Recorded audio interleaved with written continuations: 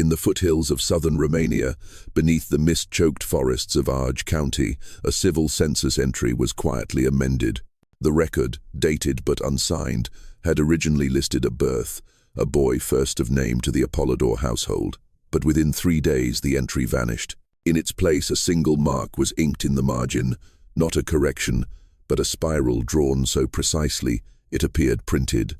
The register remained otherwise undisturbed. The parish clerk who noticed it would never speak of it again. Nearly a century later, during roadwork along the same forest basin, a crypt was unearthed. It held 13 coffins, none older than 40, none named. The bodies were pristine. A note affixed to the lid of the central coffin bore only a fragment of Latin, non perit, not perished. Tonight we examine a bloodline sealed behind walls that did not rot in a house that never opened its doors. A family buried in perfect silence, yet never lowered into the earth. But before we begin, if you're watching from anywhere across the world, we invite you to pause and reflect. Let us know your location. What time is it for you? Where are you listening from? Romania, the Ozarks, a quiet apartment with the lights low. Comment below. And as always, subscribe to Gothic Ledger for more forgotten histories and sealed horrors recorded not to be remembered, but because they were never meant to be found. Because something in these records resists conclusion. This is not merely a case of inbreeding. It is something far older, something recursive, witnessed, but never fully written down. The child was declared stillborn, and yet the census had already been signed in advance. Welcome to the bloodline that couldn't die. At the eastern edge of the Carpathians, where the land folded in on itself like bruised parchment, the village of Kőbány lay hidden in a crease. It was not marked on the earlier Austrian maps, and the roads leading in were narrow, seasonal things, half paths, half guesses, hemmed by pine and weather. Few knew the village even existed, fewer still returned from it.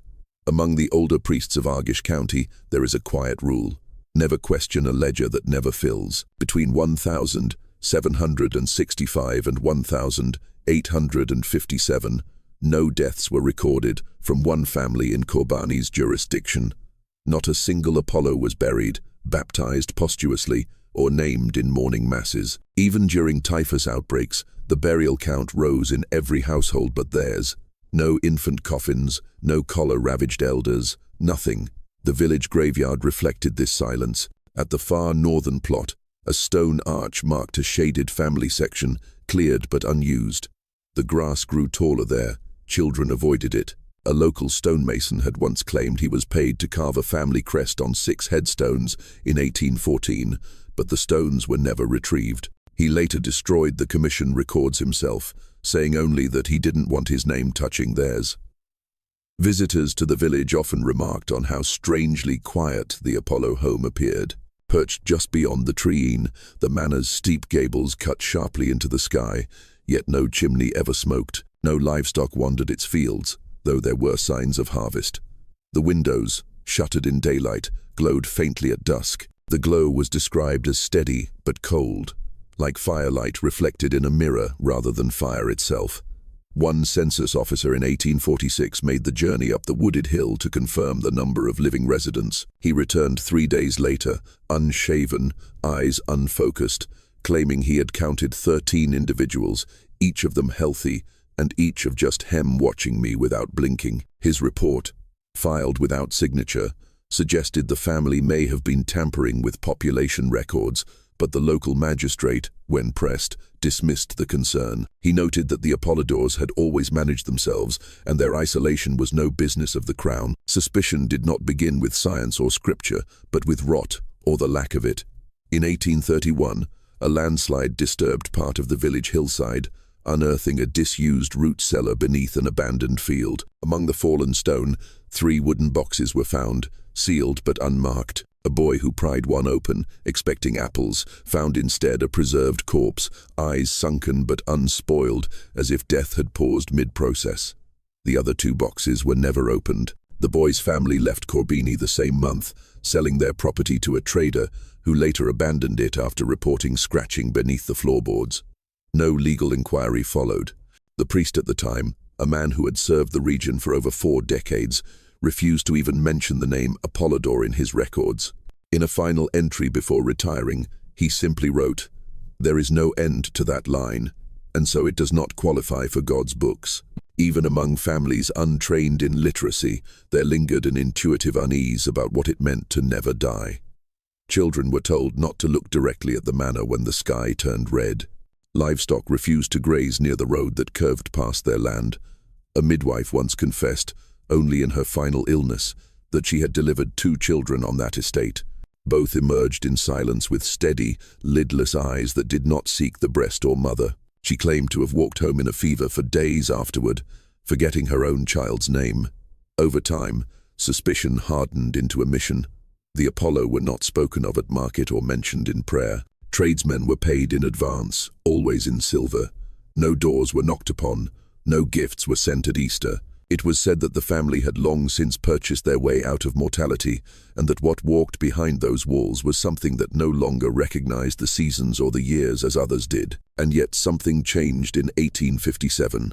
For the first time in 90 years, a new name was submitted for burial, an infant, stillborn, the name Andrei Apollodor. But when the parish gravedigger opened the burial log, he found the ink already dry beside the name. The date had been written 2 days before the child's reported death. No one could explain who had accessed the book. No one admitted to seeing the coffin, and by dusk the name was gone. There are no official roads that lead to the Apollo estate.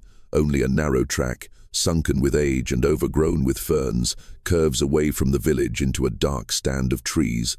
The path is said to have shifted slightly over time, as if the land itself had trouble remembering where the house was. Horses would refuse it. Maps omitted it, and travelers who ventured too far along it often described a feeling like passing into a space where time was slower or folded. The house behind the trees was built sometime before 1750, though no architectural plans have ever been found. Local accounts claimed it was assembled without the help of village labor. No masons, no carpenters, no stone haulers were ever hired from Kobani or its neighbors. Some said it was built by the Apollo alone. Others believed it was not built at all, that it had always been there, and the family merely stepped inside. It rose out of the hillside like a bleached ruin, tall, narrow, and immaculately intact. The windows were leaded glass, faintly tinted, and always closed. Ivy crept halfway up the stone, but never across the sills.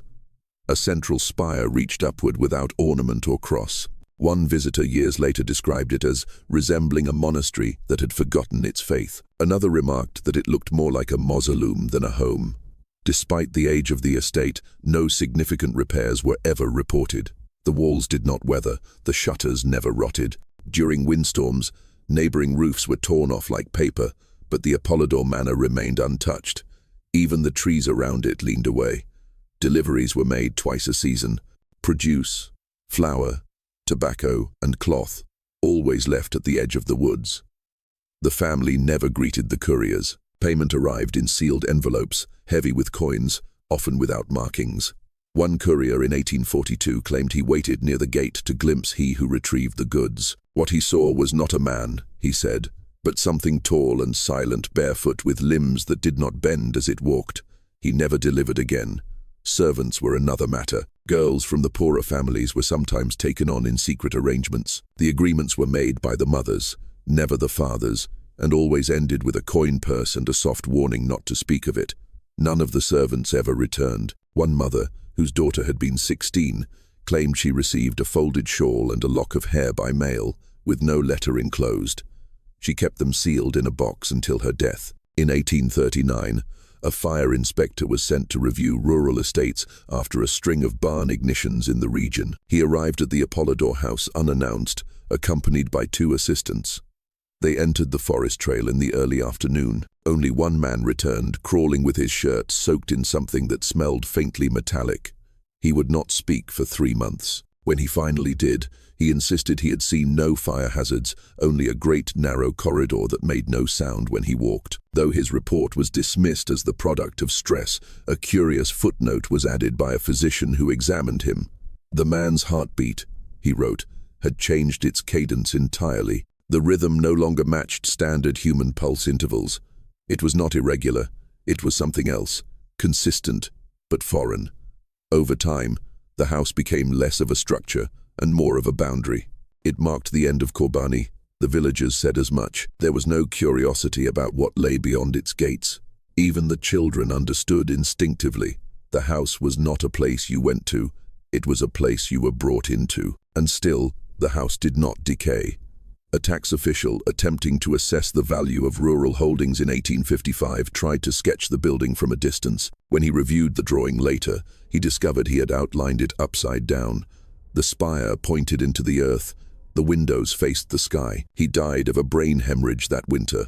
The sketch was kept in a drawer in Bucharest. The ink never faded. The genealogical chart of the Apollodor family, when first reviewed by church archivists in 1852, was described not as a tree but as a wheel. No limbs, no bifurcations, only loops. The first few names formed a recognizable lineage, branching briefly into 2 or 3 separate households by the close of the 18th century, but by 1803, the lines began turning inward.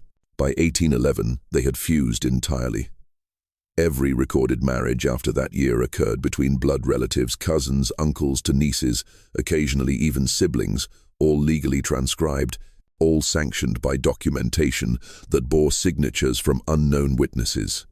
The officiants were never local priests. No banns were read in Korban's chapel. Instead, the records arrived already inked, folded into the backs of other documents, slipped among tax rolls or census slips.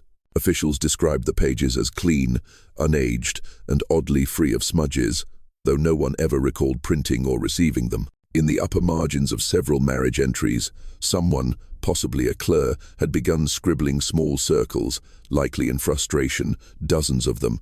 The image was unsettling when viewed all together. Rows of perfect closed loops marching across parchment where branches should have been.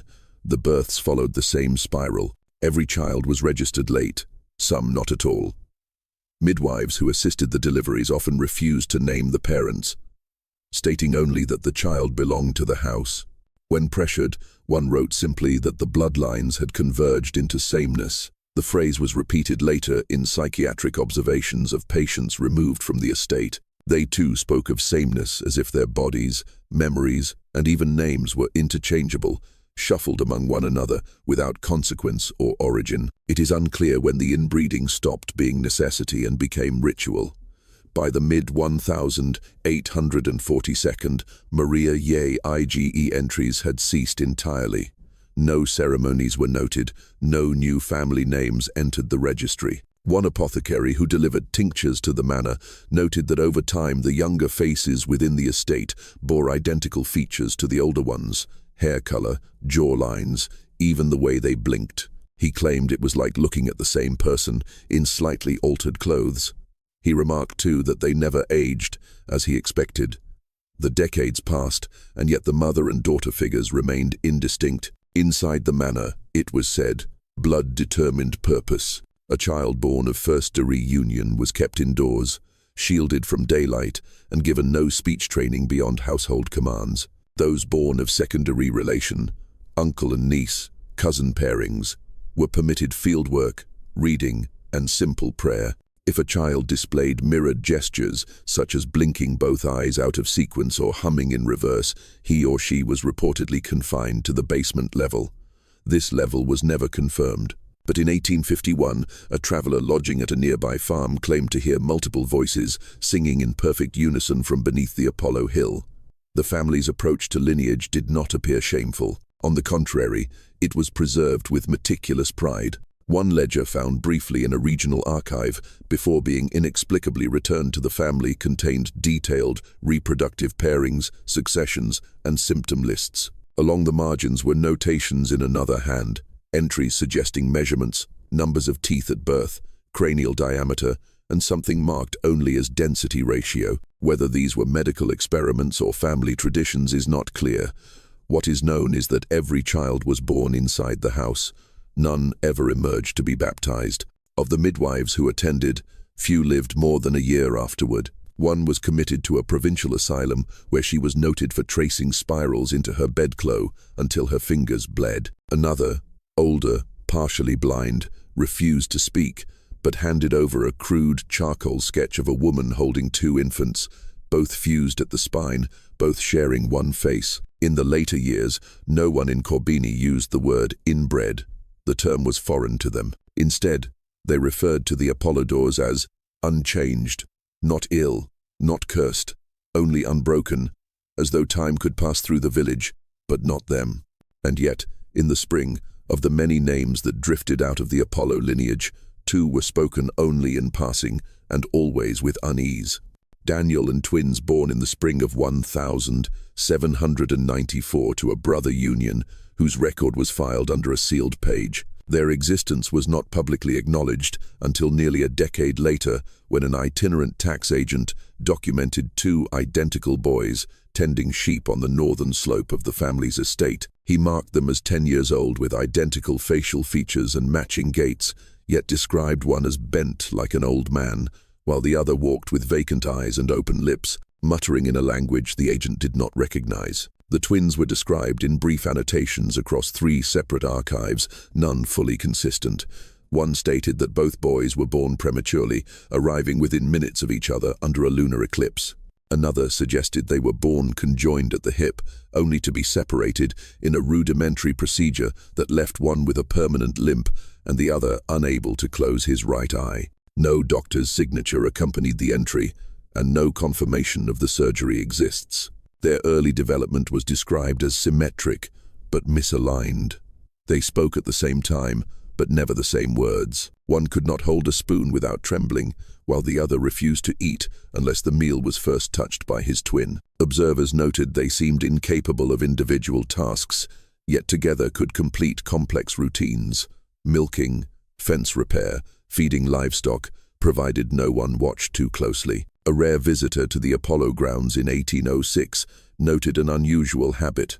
The boys sat at opposite ends of the same table during meals, yet chewed in unison. When one turned his head, the other mirrored the motion precisely down to the blink, but their expressions never matched.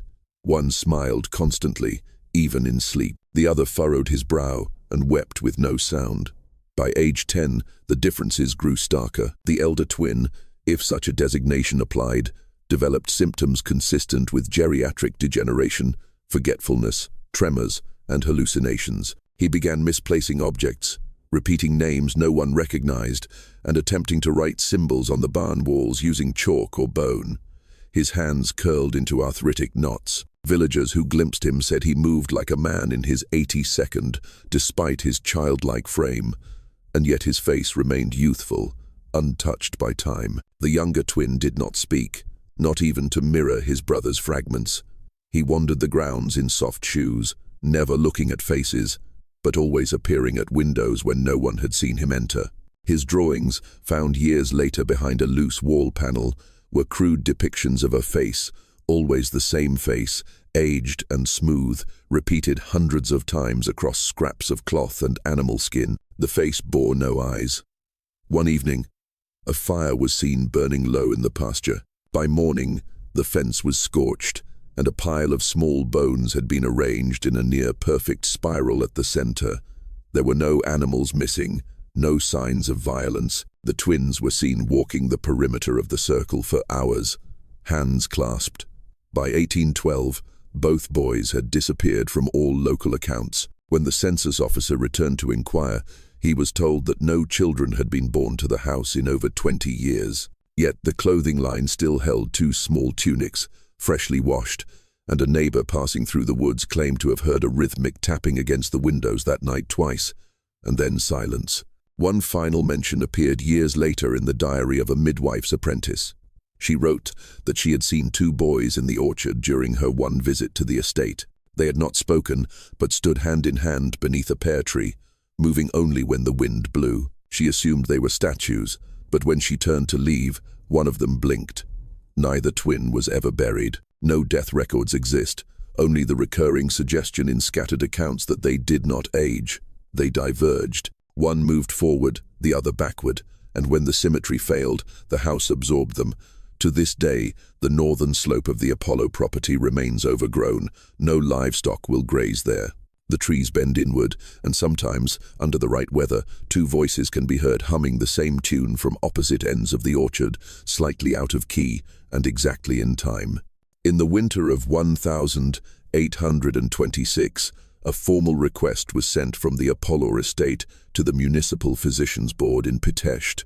The letter, unsigned but embossed with a seal no one could identify, asked for an urgent examination of a child exhibiting incomplete circadian withdrawal. No age or symptoms were listed, only a promise of generous compensation and strict confidentiality. Most dismissed the request as eccentric or cryptic, but one physician, young, newly certified, and ambitious, accepted without hesitation. He was last seen boarding a supply wagon that made its way toward Corbini, carrying with him a small leather bag of instruments, a winter coat, and a ledger for observations. He arrived at the village outskirts the following morning and was offered lodging at the vicar's house until someone from the estate came to retrieve him. The vicar would later say the doctor appeared cheerful, even dismissive of the villagers' reluctance to speak of the Apollodors.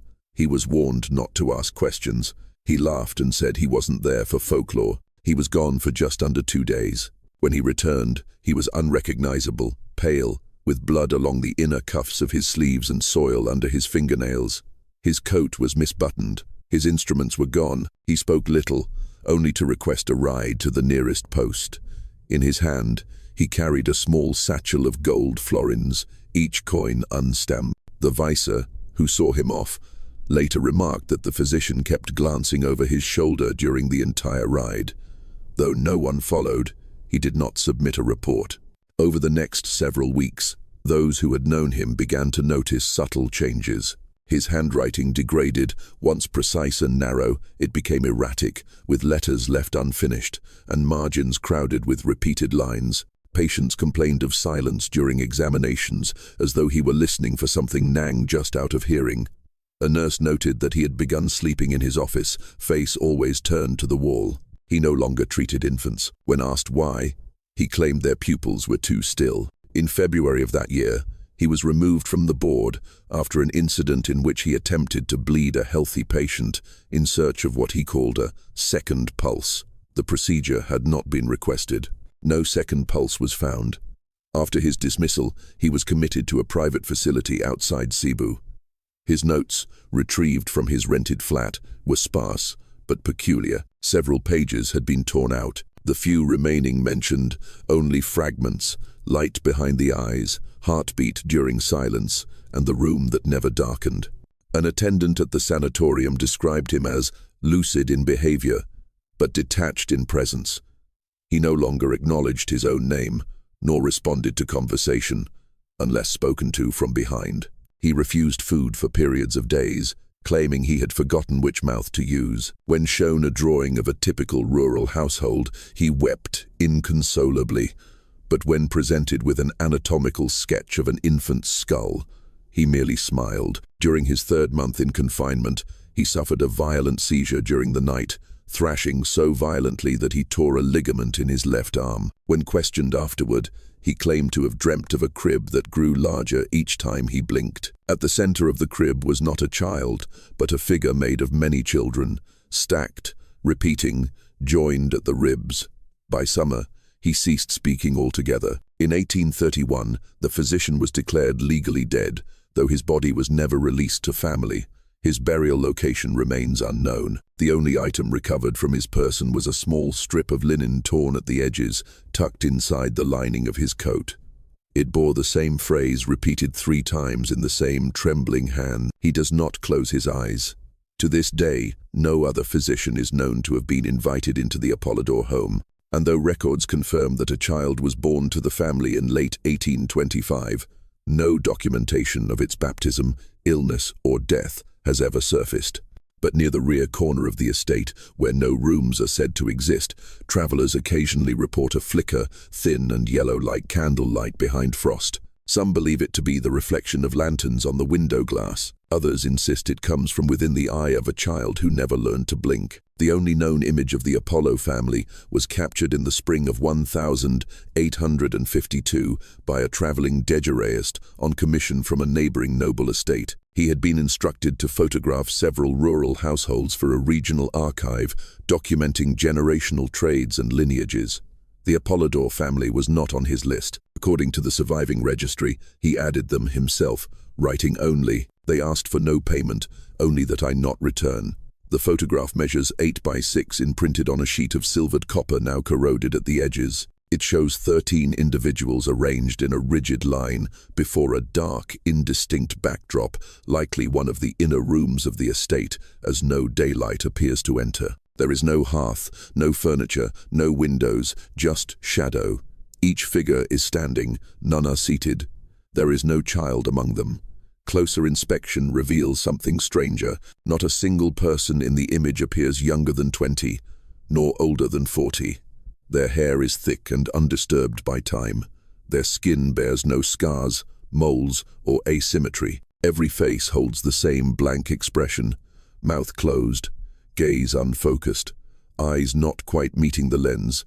Their clothing varies only slightly. Minor distinctions in collar stitching or hem length suggest individual tailoring, but the style is otherwise identical. It is as if the garments were made for the same body at slightly different sizes. Most unnerving is their resemblance.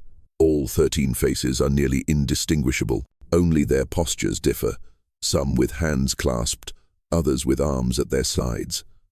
At first glance, one might assume the image was produced by double exposure or a staged imitation. But under magnification, the fine details, the curve of the left nostril, the tilt of a brow, the tightness at the jawline, suggest genuine variation within narrow genetic margins. The effect is not artificial, but biological. The photographer never discussed the session.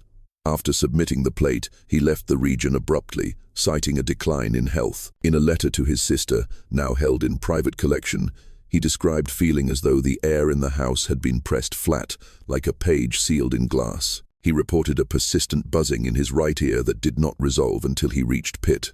Physicians could find no cause. The photograph was initially archived in a genealogical office, but was later removed from public records after repeated complaints from clerks. Several claimed discomfort when reviewing it, difficulty focusing, headaches, and a persistent illusion that one of the figures had shifted position between viewings. It was eventually sealed in a folio marked Unclassified Parity 1852 and relocated to a restricted wing. Some speculated that the image was faked, that the family had paid the photographer to stage the scene with actors or repeated exposures, but others, particularly those familiar with Corbini, argued that the image was more likely authentic than not, and that the strangeness lay not in the method, but in the subjects. An attempt was made in 1881 to identify each figure, but birth records for the period were incomplete or missing. A list of 13 names was submitted by a descendant of a local tradesman who had once worked on the estate wall.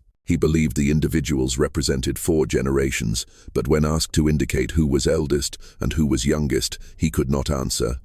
They all looked like mirrors, he wrote, but none were reflections. A physician who viewed the plate under filtered light reported a faint hairline distortion across the figure's left shoulders, as though each one had been tilted ever so slightly in the same direction. He described it as a gravitational lean, like plants growing towards something just out of frame. The image remains in private archive.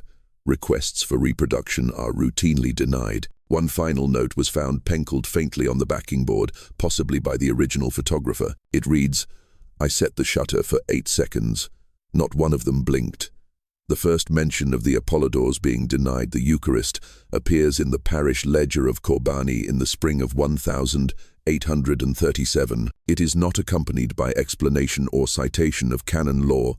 There is only a thin red line drawn through the family name on the communion roll, followed by a short note withheld until further notice. No priest signed it. The handwriting does not match the rest of the register. Prior to this date, the family had not been regular participants in the sacrament. They were seen occasionally at midnight mass, always at the rear of the nave, never kneeling. They did not cross themselves. Their offerings were left in sealed envelopes containing exact sums. No confessions had ever been documented under their name. But in late March of that year, one child from the estate was said to have entered the confessional unannounced. Witnesses from the chapel described her as pale, no older than 8, with dark eyes that did not blink, and a way of standing so still it made the candle light around her waver. She waited at the altar rail until the priest approached. The confession was never recorded, but he emerged minutes later, unsteady, asking for oil. By the next morning, he had resigned and left the village entirely. He never returned. What little is known of what she said comes from the sacristan who cleaned the booth that evening. He reported that the cushion inside had been torn at the corners as though by hands too small to grip. There was a scent, he claimed, like wet iron and ash. Most notably, he described a page from the Book of Common Prayer torn loose and tucked into the slats. One of the psalms referencing long life and judgment, it had been folded into the shape of a tongue. From that week forward, no member of the Apollo family was permitted to receive communion in Corbini or its surrounding parishes. No proclamation was made, no letter was sent. It was simply understood. When they arrived for Mass, the priest would place the chalice on the altar and wait until they left. They always did without resistance, without expression. Their absence was noted by no one. Even their names seemed to slide from memory. The bishop's office in Curia de Argeș later received a petition from a traveling curate who had briefly replaced the former priest.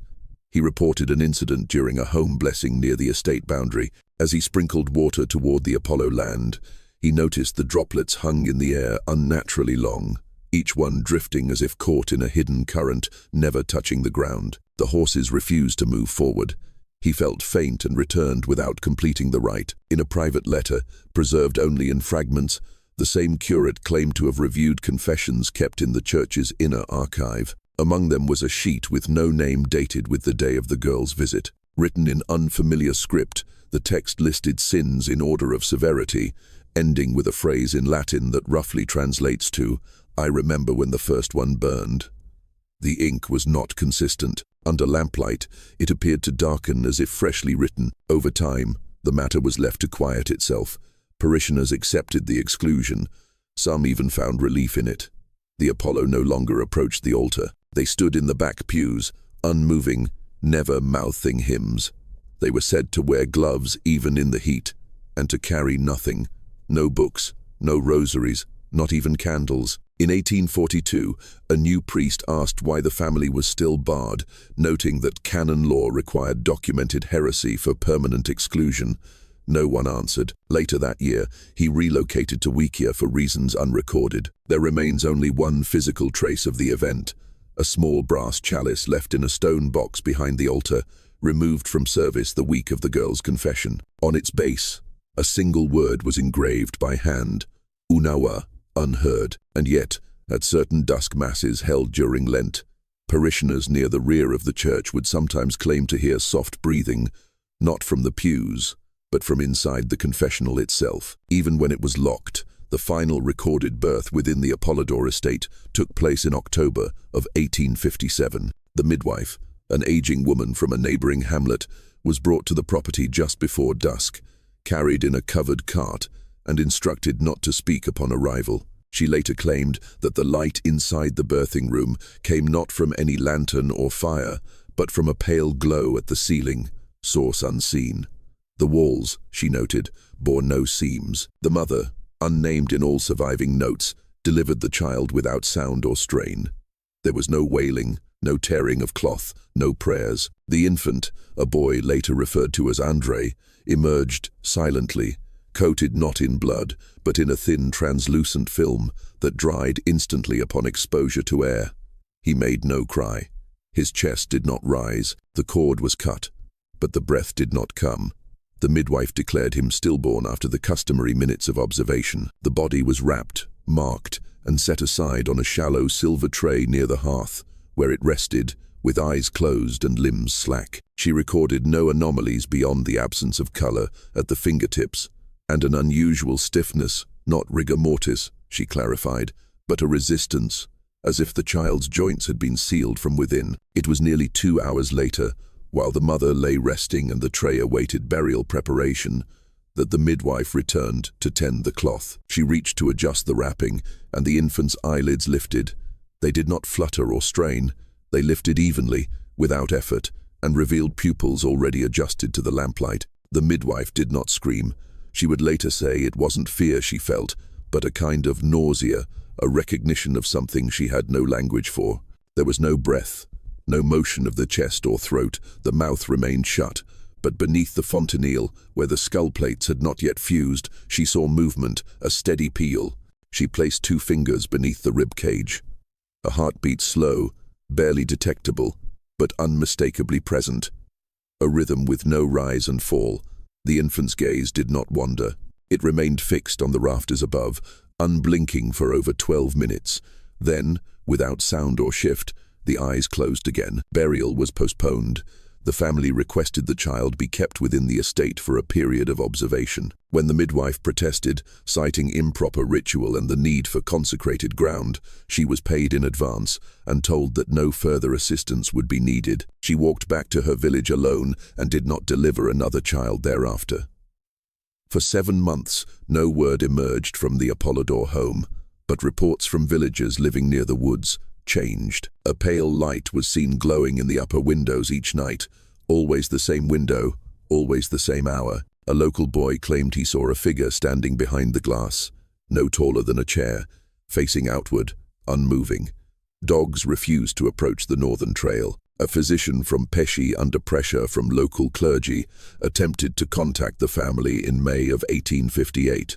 He received no reply, but found a folded note nailed to the estate's outer gate. It contained only a date, Andre's birth, and a single line in Latin, natus sine tempore, without time. The infant was never seen again. No death record was filed. No grave was dug. The name disappeared from the registry. And when the Apollo estate was inspected 3 years later following the fire, no crib, clothing, or remains were found. Yet near the back of the house, scorched but intact, a small silver tray was discovered beneath a fallen beam, unburned, untarnished, and cold to the touch. When lifted, a shallow imprint remained in the dust beneath it, shaped like a child, but too long, too narrow, and missing its shadow. In early November of 1857, 3 days after the birth of the Apollo infant, known only as Andre, the estate sent a sealed message to the Corbani parish office, requesting that burial preparations be made.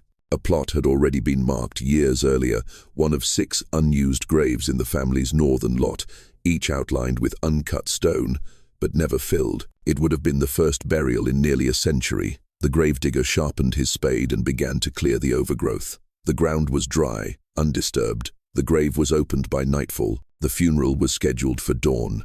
No priest had been requested. According to village memory, the cart bearing the wrapped body was due to depart the estate just before sunrise. Yet by mid-morning, no one had arrived. The gatehouse was closed. Smoke was not seen from any chimney. A courier was sent up the path to inquire, but returned within the hour, visibly shaken.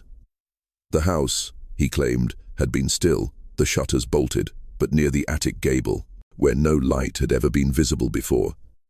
A small figure stood behind the window pane, motionless, watching the road.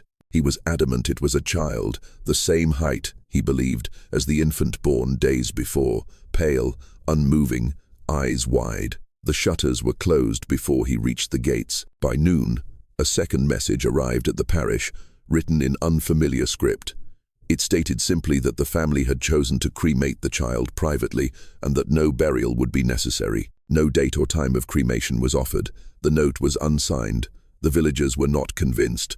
No smoke had been seen rising from the estate. No cart bearing wood, coal, or oil had passed the southern trail. A fire large enough for cremation, especially one on Apollo grounds, would not have gone unnoticed.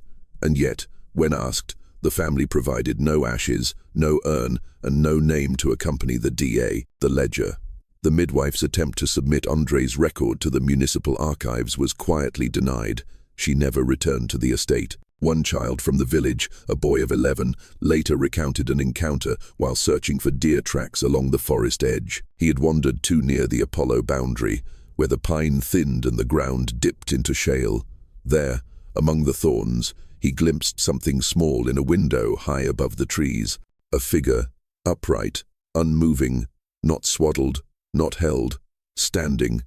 He described its eyes as black and empty, like ink drawn over glass. He ran without looking back. The boy's story was dismissed by most as fantasy. But weeks later, his mother found a series of deep scratches along his bedroom window, high above the reach of any child. The body of Andre was never confirmed. No witness saw the cremation. No priest blessed the site. No death certificate was issued, and in the weeks that followed, several parishioners claimed to see faint candlelight flickering behind the high windows of the Apollo Manor, always the same room, always the same hour. One carpenter hired to inspect storm damage along the estate's outer fencing in the spring of 1858 reported finding a trail of footprints in the frost, bare, small, and perfectly symmetrical. They led from the edge of the woods to the rear of the house, and then stopped, not at a door, nor a stairwell, but beneath a sealed window 2 stories high. The carpenter refused to return. A final note was made by a visiting census officer months later. Though the Apollo household was listed as containing 6 adults, he believed he had counted 7. He recalled seeing an additional shadow pass behind a curtain during the final head count, smaller than the rest, but with an indistinguishable face. When he asked who it was, the family gave no reply. One simply pointed to the hearth, where the fire had long since died. No grave was ever marked. The child, by all official records, had never existed, and yet, on the coldest nights, when the clouds roll low over Kobani, a faint tapping is sometimes heard on the church's stained glass windows high above the reach of rain or stone, tapping in 3s, followed by silence. In the winter of 1861, a woman known only by her profession was admitted to the Grigorescu sanatorium under a diagnosis of functional decline. She had once served as a midwife in the Argesh region, trained, discreet, and long trusted by the families along the southern ridges. For many years, she had practiced without error, but in the months preceding her commitment, neighbors reported changes in her habits, erratic waking, compulsive washing, and a growing fear of mirrors. When questioned about her condition, she refused to name an illness, replying only that something had followed her home in silence. She was placed in the East Wing near the convalescents. Her condition was not considered dangerous. For the first 3 weeks, she neither spoke nor wrote. She would often trace the air with her finger as if recalling a shape, sometimes pressing her hand against her chest and miming the weight of something small. Her sheets were replaced daily, though attendants noted she rarely used them for warmth, only to tear thin strips, which she twisted into crude cords and arranged beneath her cot in symmetrical rows. Eventually, under a regimen of laud and observation, her speech returned. What followed was recorded in fragments, first as mutterings overheard by nurses, later as full statements delivered in a slow, deliberate tone. Her confession, though never officially submitted, was deemed credible enough to be transcribed by the ward physician and sealed within the sanatorium's restricted archive. According to her account, Andrea Poliodor had not been her first delivery at the estate. He had been her last. There were 6 others, all born within the same manner, over a period of 15 years. The requests always came unexpectedly, delivered by a rider who said little and left no address. She would be blindfolded for the final portion of the journey, though she insisted she always knew when they passed the orchard. There was a shift in the air there, she said, a thinning. Each birth followed the same pattern. Minimal pain from the mother, quick expulsion, no umbilical tension. The children emerged without sound, neither scream nor whimper, wrapped in a caul that dried too quickly and smelled faintly of iron and stone. They did not flinch. They did not grasp. Each infant stared upward, unblinking, with lips pressed closed as if refusing entry. Their skin was always cold, not lifeless, cold. Measured against her own hand, she noted the absence of heat, but not the rigidity of death. And beneath their ribs, in each case there was the same faint rhythm, a pulse without pressure. She was never asked to name them.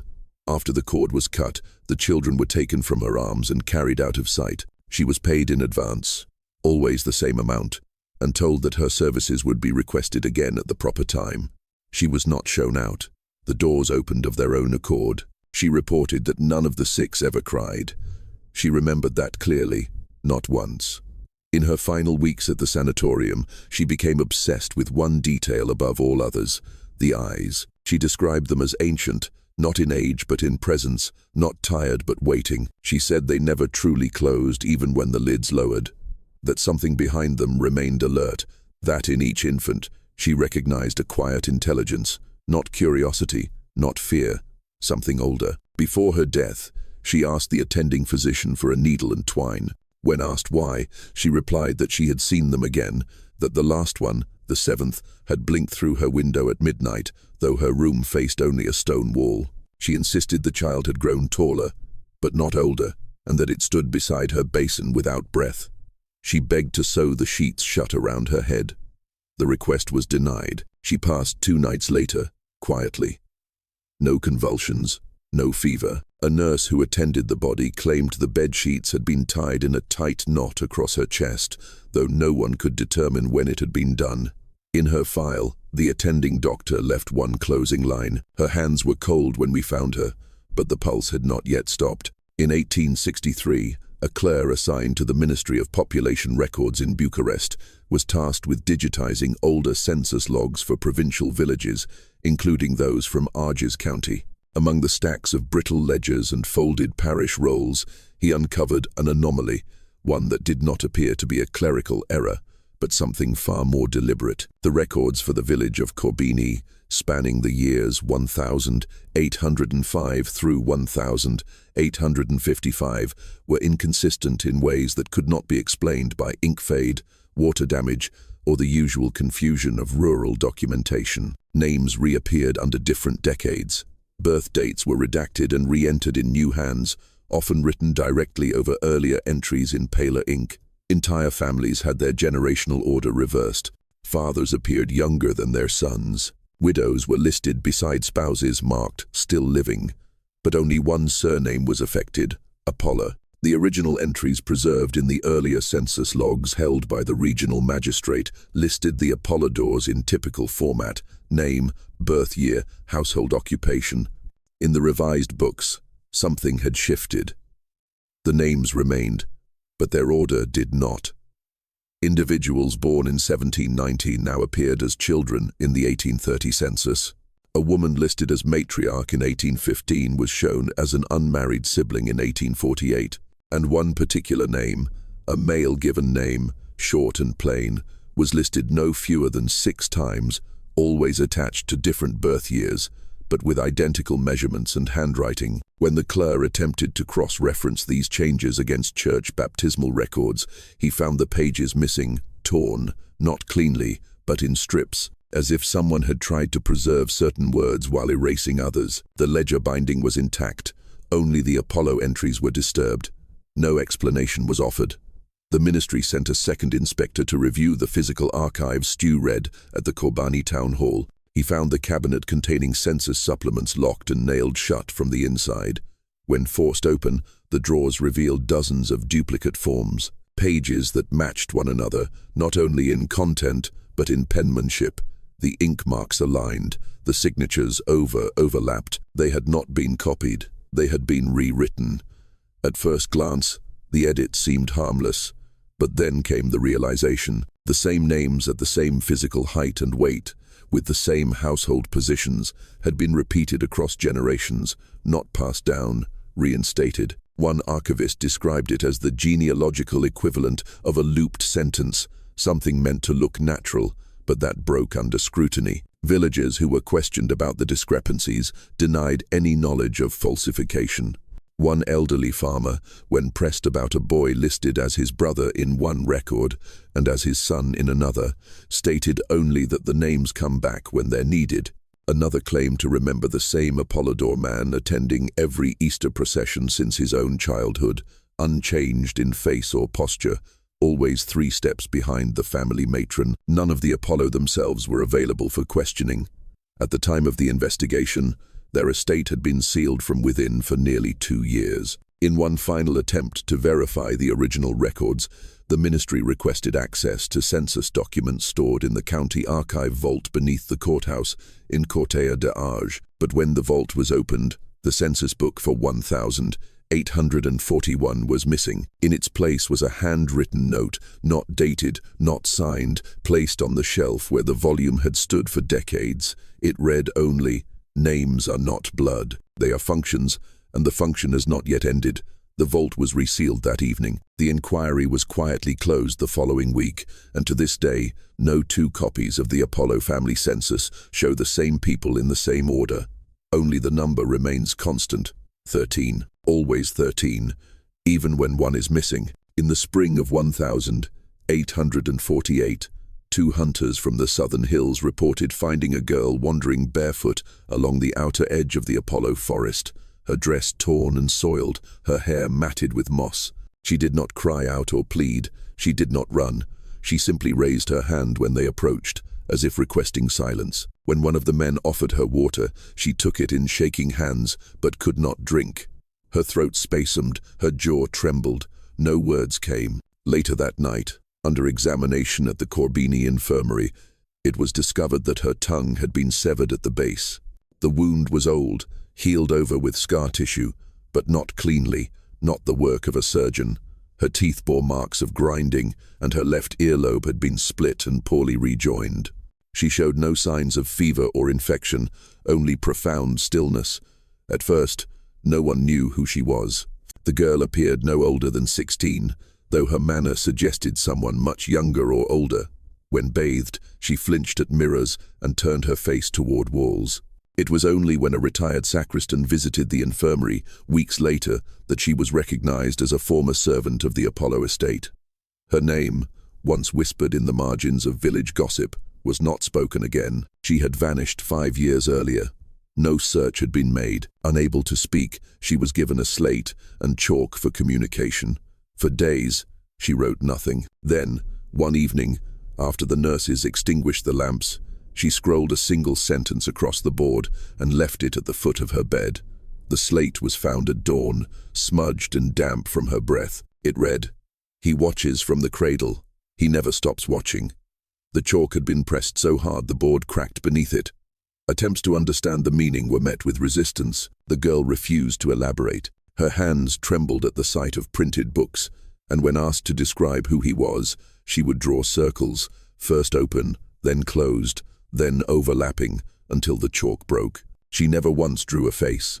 The physician assigned to her care recorded several behaviors of note. She could not tolerate sunlight. Her pupils did not respond to dilation tests. She often pressed her hands to her ears for hours, rocking slightly, though no sounds were audible to anyone nearby. At night, she slept facing the wall with her knees pulled to her chest and would only lie on stone or unpadded surfaces. Sheets were removed from her bed. She would not rest with fabric on her skin. Most curiously, she refused to be left alone in any room that contained a cradle, even an empty one. Once, when moved briefly to a ward shared with a recovering mother, she began to claw at the floor, attempting to crawl beneath the bed, her mouth opening and closing without sound, her eyes wide but unfocused. After that, she was placed in isolation. During her 3rd month in care, she disappeared. The window had not been opened. The door had been locked from the outside. No footprints were found. Her garments remained folded at the foot of the bed alongside the slate. Wiped clean, she was never seen again.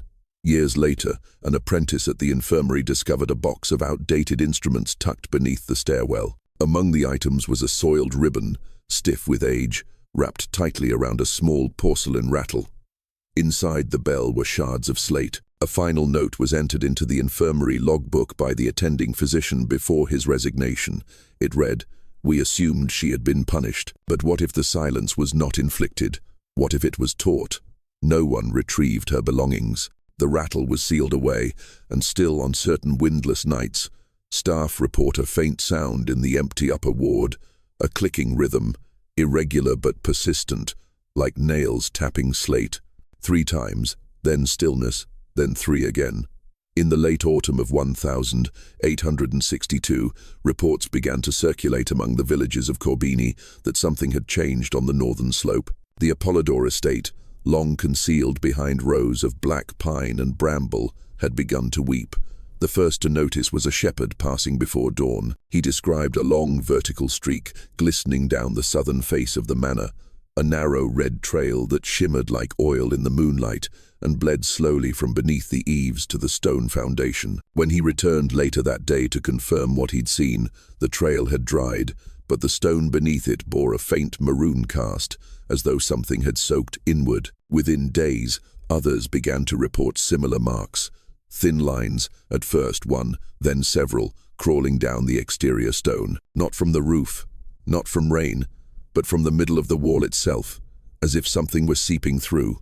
The substance was too dark to be rust, too thick to be water. One man, a mason by trade, attempted to scrape a sample for examination. His hands, according to witnesses, broke out in welts before he touched the wall. He claimed the streaks pulsed under sunlight very slightly, like breath. By the end of the week, the estate's outer walls bore nearly a dozen such lines, trailing down the east and south facades, some reaching nearly to the ground. At a distance, the manor resembled a wounded cathedral, but no one from the family came to explain. No letters, no visits. The windows remained shuttered.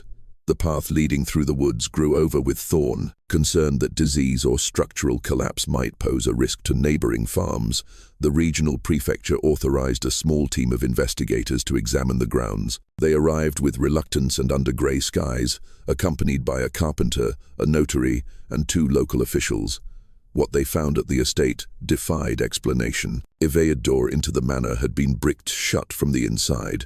Not boarded, not locked, bricked. The stone matched the surrounding walls perfectly, flush with the original frame, mortar still drying in places. Even the hinges had been removed, the iron hammered flat and buried beneath gravel. The team circled the perimeter 3 times, searching for entry. There were none. Only narrow attic windows remained unobstructed, too small to admit a grown man. And through these windows no light shone, no curtains stirred, no shapes moved. The chimney bore no smoke. The grounds were unnaturally silent. A dead sparrow was found resting on the manor's front step, its body perfectly preserved, as if frozen in time. One of the inspectors, unnamed in the final report, refused to remain overnight. He claimed he had heard something tapping faintly against the sealed walls, like knuckles brushing stone from within. The team filed their observations but concluded no entry was possible without demolition, which they deemed improper without family consent. When a letter was sent requesting access, no reply came. Months passed. The walls continued to bleed. By mid-winter, the streaks had vanished entirely. No residue, no staining. Only the villagers remembered, and when asked, they spoke less of fear than of shame. One woman said it best, writing years later in a letter to her niece. It looked as if the house was trying to confess, but couldn't quite open its mouth. In the archives of the Argesh prefecture, a small footnote was added to the final survey. Estate found sealed. Structural integrity questionable. No signs of habitation. Stone warm to the touch. No one has lived there since. But in spring, when the rains come early and run down the hills into the forest basin, the old trail reappears for a few days, muddy, sunken, marked with rust-red channels that twist through the gravel like veins. Those who follow them to the estate often stop at the outer wall, and some say if you press your ear to the stone, you can still hear it breathing very slowly. From somewhere deep inside, in the early hours of the 3rd of April, 1865, a column of smoke was seen rising over the forest ridge east of Corbeny. By sunrise, flames had consumed the last visible portions of the Apollodore estate. The fire spread with unnatural speed, described by witnesses as silent. No crackling, no collapse, only heat and movement, as if the structure had been emptied of resistance long before it burned. By the time villagers reached the slope, the house had already fallen in on itself. The walls, once sealed with interior brick, caved without protest. There were no screams, no bodies at the windows, no attempt at escape. The surrounding trees, though scorched at their lower trunks, did not catch. The fire, it seemed, had known its boundaries.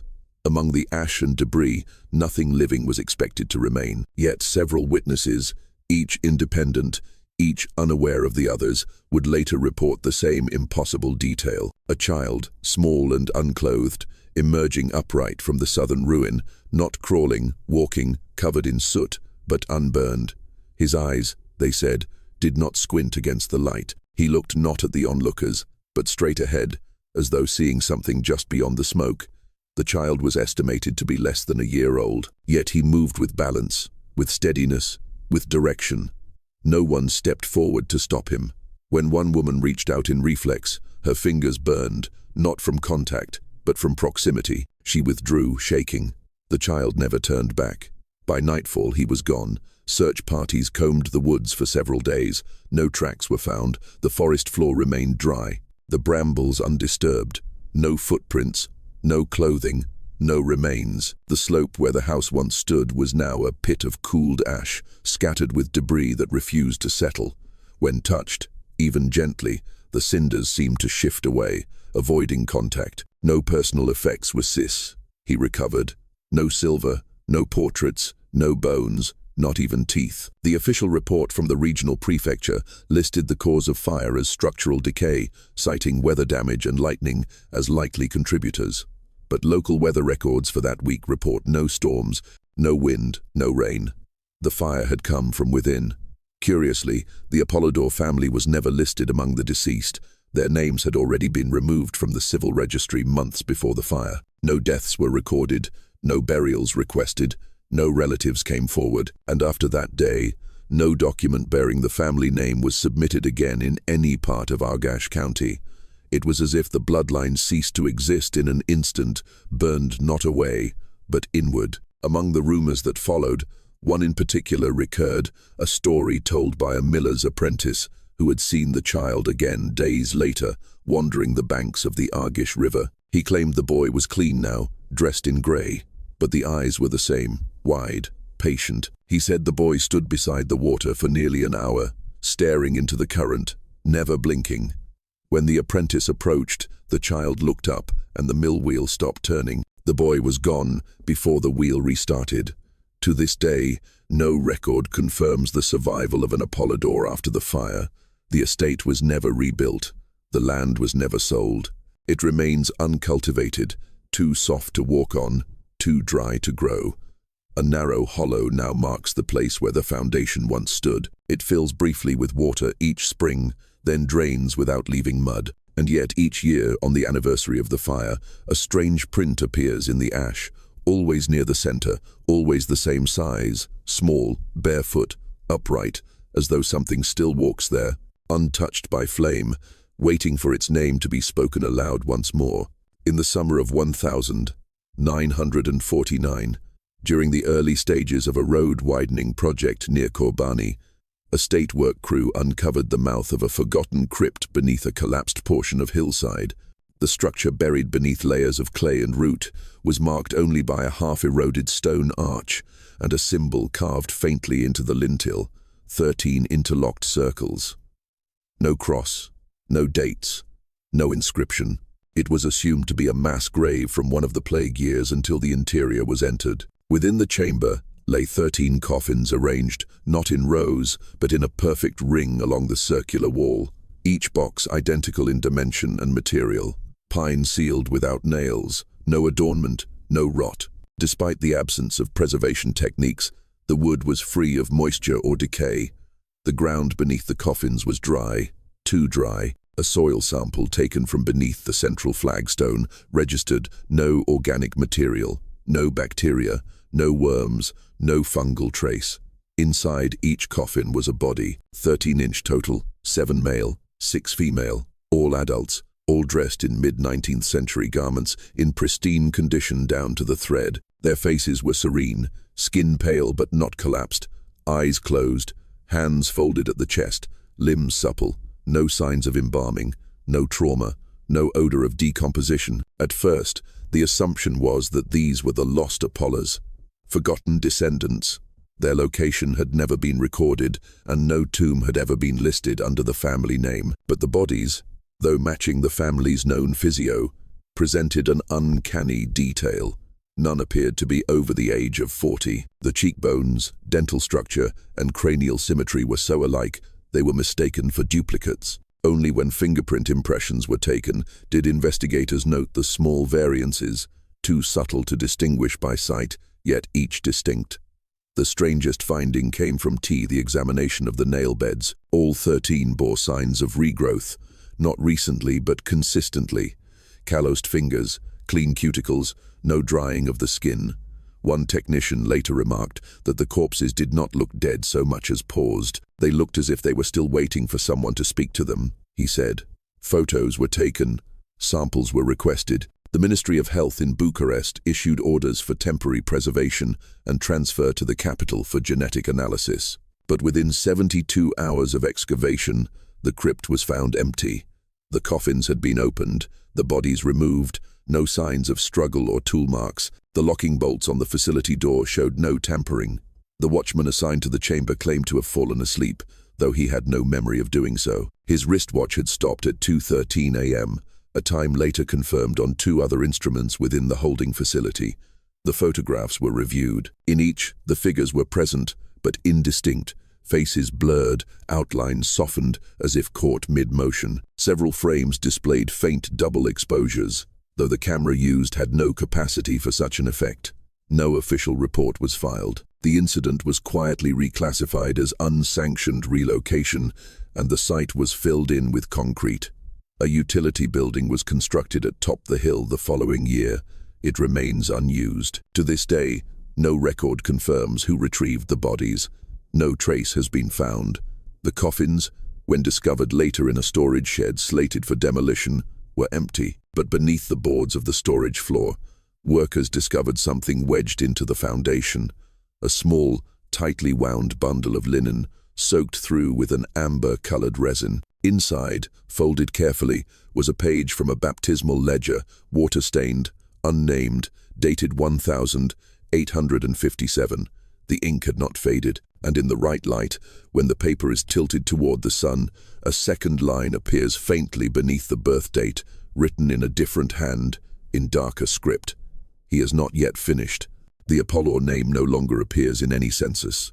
No heirs, no graves, no legal trace, only rumors of a child who walked out of fire without blinking, of a bloodline that folded inward until it no longer aged, only repeated. And somewhere beneath the amendments, the altered ledgers, the empty crypt, something lingers, not gone, not dead, only waiting. If you've stayed with us this far, thank you for listening. We invite you now to subscribe to Gothic Ledger, like this video, and leave a comment below. Where are you watching from? What time is it for you? Dawn, dusk, or somewhere in between? Are you alone, or has something joined you while you listened? We publish new stories every day, drawn from sealed archives, abandoned estates, and records never meant to be opened. Some are whispers, some are warnings. All are true because they were written down. Stay tuned for tomorrow's entry. Until then, remember, not every bloodline dies. Some are merely paused, and some still answer to the name.